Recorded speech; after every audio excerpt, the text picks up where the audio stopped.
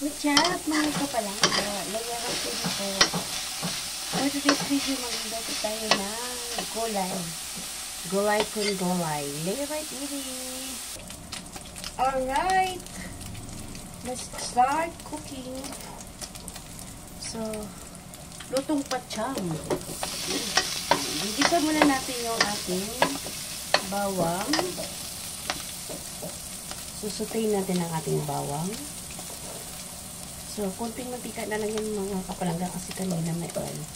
Porong laman kasi, kaya medyo hindi yung na mantika.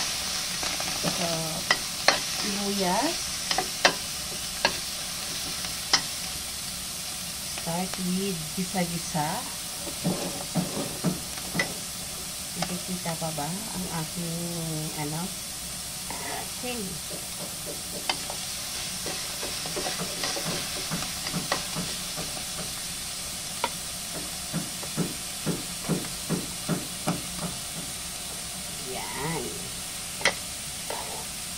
Kamatis.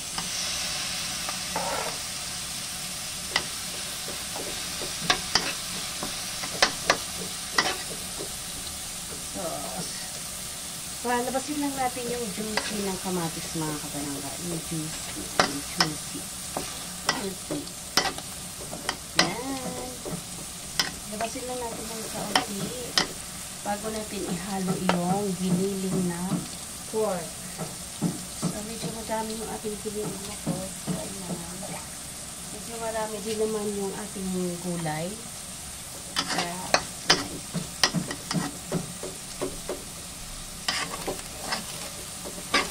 mix na natin mga kapalangga. Ayan.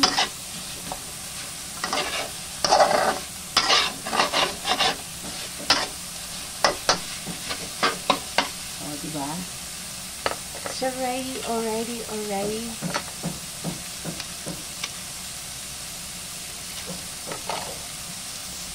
Okay. Lalagay natin ang ating pork cubes para medyo may lasa siya. Lasang pork. Para natin ihalo yung gulay. Halo-halo yung gulay na lutuin natin mga kapalangga. Pero hindi naman siya talagang as in bahay tubo. Halo-halo lang. Okay na natin ang ating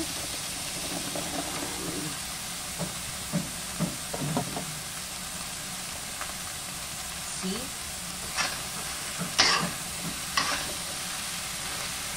Okay.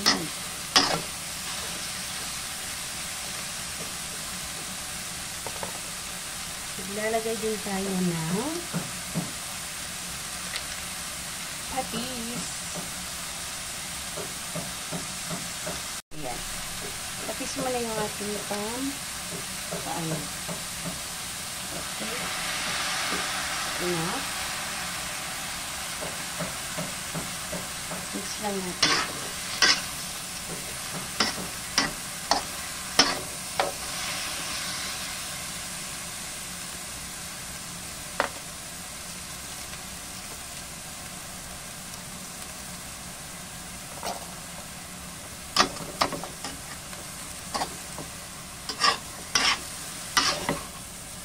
Diba?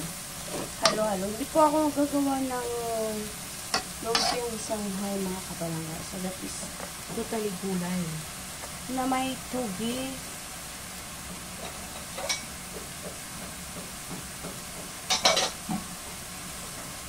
Na mayroong togi.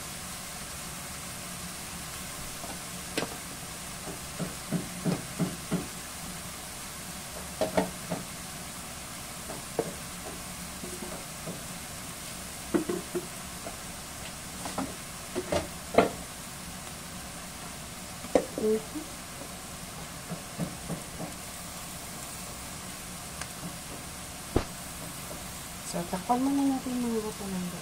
Wait lang. Alright. Check muna natin mga kapalangga. So, ayan. Low fire lang. Para pag nilagay natin yung toge, ayan.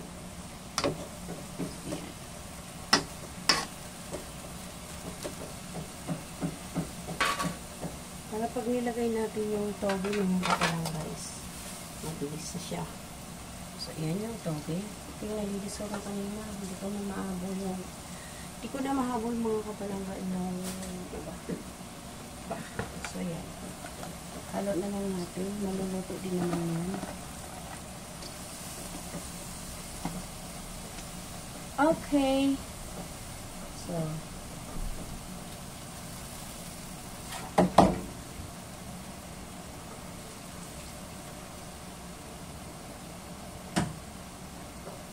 Iglalagay lang tayo ng kaunting sabaw ng mga kapalangga.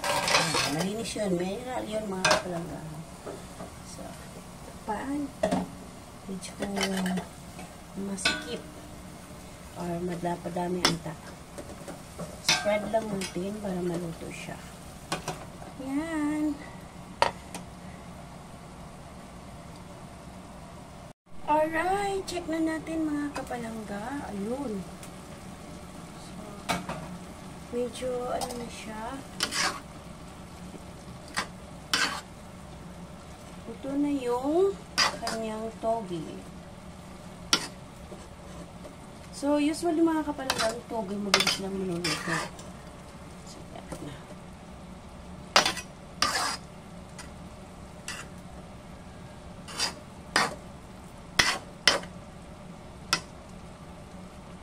Check natin kung yung lasa ay okay na. Taste muna natin mga kapalangga. To taste.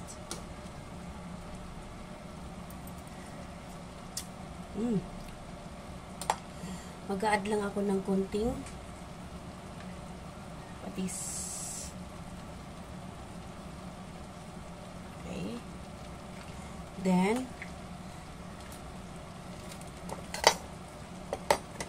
mix lang natin.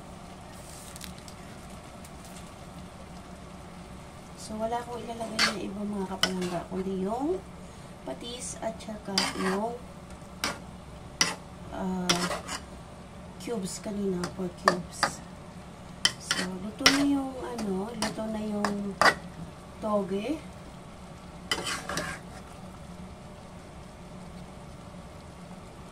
Lalagay lang tayo ng gulay na isa pa.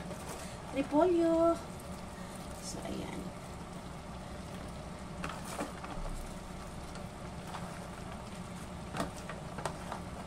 So, ito yung mga nakikita ko sa aming fridge.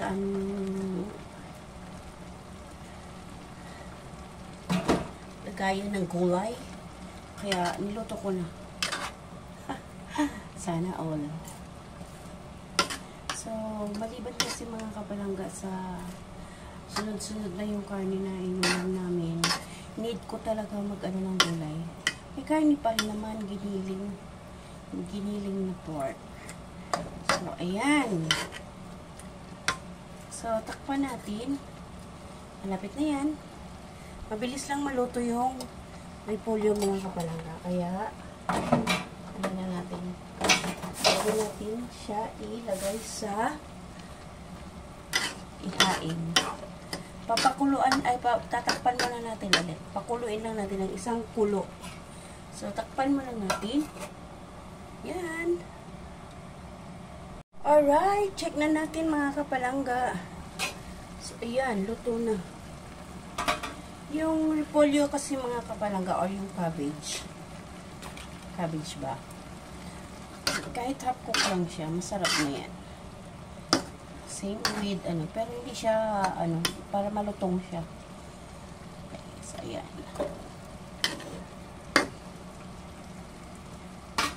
So, ayan na mga kapalangga. So, luto na siya mga kapalangga. So, hanggang dito na lamang. Muli, maraming salamat sa support na binibigay niyo sa akin. Though hindi masyado ako palagi nagla-live. Gawa ng busy-busy lagi si host. So, thank you so much. Bye! See you around mga kapalangga. See you when I see you. Laymer TV po. God bless everyone. Okay. Salamat!